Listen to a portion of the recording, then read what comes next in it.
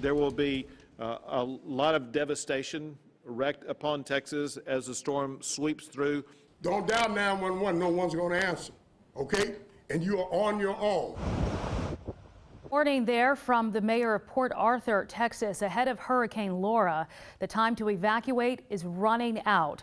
Right now, Laura